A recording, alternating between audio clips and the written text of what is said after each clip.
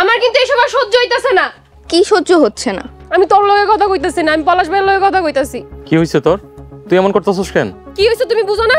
না বুঝি না, বুঝায় বল।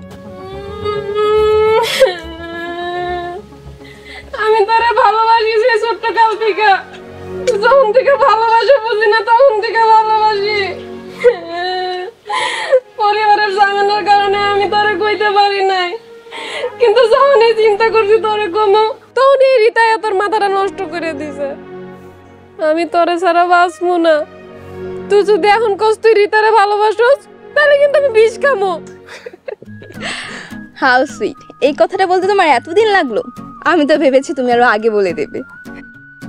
কি কিছু বুঝতে পারছো না?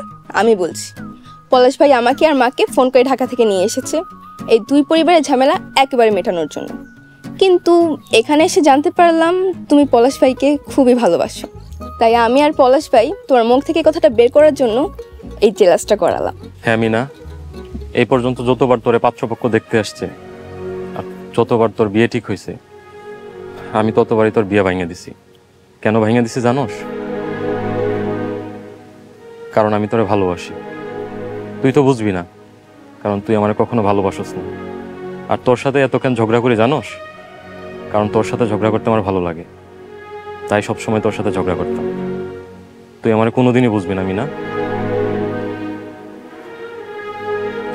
এই দাঁড়াও দাঁড়াও দাঁড়াও, ইস কি লজ্জা! তোমাদের লজ্জা থেকে তো আমার নিজেরই লজ্জা লাগছে। এখন আমার গান শুরু করে দিও না। কিন্তু আব্বা আর চাচা তো জীবনও মানবো না। মানবে। এই সম্পত্তির জন্য এত ঝগড়া, সেই সম্পত্তিকে প্যাচে ফেলে তাদের শিক্ষা দিতে হবে। ওইটা কেমনে? বাড়ি চলো বলবো।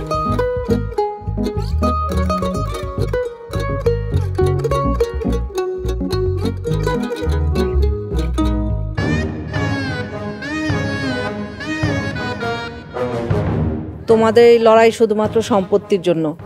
এই সম্পত্তির জন্য আমার বাবা মারা গেছে, আর এই সম্পত্তির জন্যই তোমাদের আজকে ভাইয়ে ভাইয়ের শত্রুতা। তোমাদের যদি আব্বা এই সম্পত্তি দিয়ে যাইতো, তাহলে তোমরা এতদিন একজন অন্যজনরে খুন করে ফেলাইতা। এই জন্যই আব্বা আমারে সব সম্পত্তি লেখা দিয়ে গেছে। এখন এই সম্পত্তি যদি আমি কাউরে লেখা দিয়ে দেই, তোমাদের কিছু করার থাকবে না। বকুল, তুই হইতাছস আমার একমাত্র আদরের ছোট বোন। তুই এই সম্পত্তি আমারে না দিয়ে আর কারে দিতে চাস? বকুল, যা করবি বুঝাশোনা করিস। আমি বুঝে শুনেই একটা সিদ্ধান্ত নিচ্ছি। পলাশ, মিনা, এদিকে আয় তো।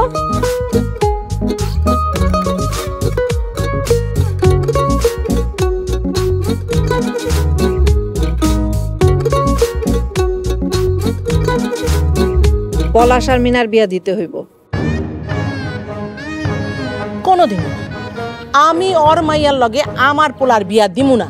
আহারে, আমি মনে হয় বইয়া রইছি আমার মাইয়ারে তোমার পোলার কাছে দেওয়ার লেগা। পাগলে কামড়াইছে আমারে। আগে তোমরা পুরো কথাটা শোনো, তারপর যেটা ইচ্ছা সেটা বলো। কি কবি ক।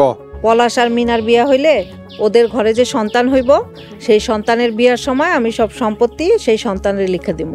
আর তা না হইলে আমি সব সম্পত্তি যেখানে মন চায় সেখানে দান করে দিব, ভিটামাটি সহ সব দান করে দিব। তখন তোমরা মাথা গোজার ঠাইটুকু পাইবা না। এখন তোমরাই চিন্তা করে দেখো তোমরা কি করবা।